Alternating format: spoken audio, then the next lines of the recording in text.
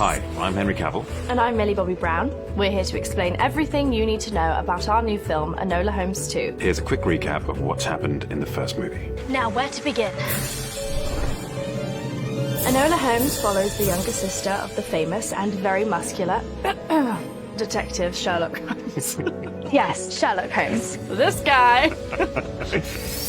When Enola was just a baby, their father died, and Sherlock, as well as their older brother Mycroft, moved away. Enola was raised all alone by their mother, Eudoria. Eudoria teaches Enola everything she knows and raises her to be just as whip-smart as her brother. Until one day, Eudoria disappears out of the blue, leaving Enola all alone and devastated. On the news of their mother's disappearance, Enola's two brothers return home and find all sorts of surprises. Enola.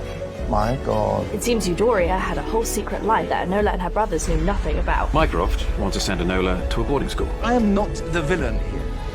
But Enola discovers a clue that Eudoria had left just for her. She decides to run away from her brothers and go find their mother. The game is afoot. While boarding a train to London, Enola witnesses a well-off family frantically searching for a missing person. She also notices a super creepy guy hopping on the train at last minute. That missing young passenger ends up right in Enola's car. I'm Viscount Tewkesbury, the Marquis of Basilweather. You're an nincompoop. And also, he's a dreamy young lord.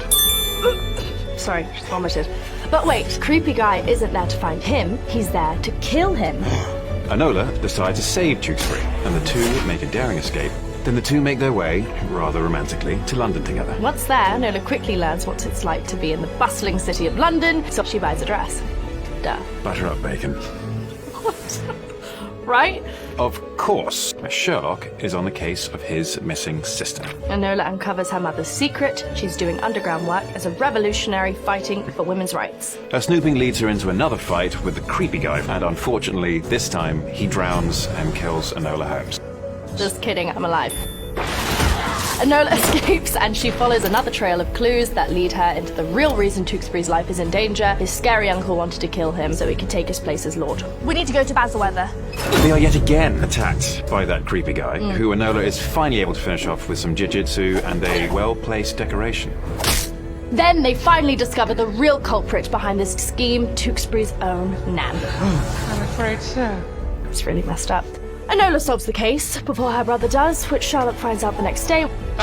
Anyway, let's move on to Enola 2. Enola has a plan to strike out on her own without the help of her older brother. Enola's looking to start her very own detective agency, but it's not as easy to get clients as she expected. Tell me, Yes? might your brother be free?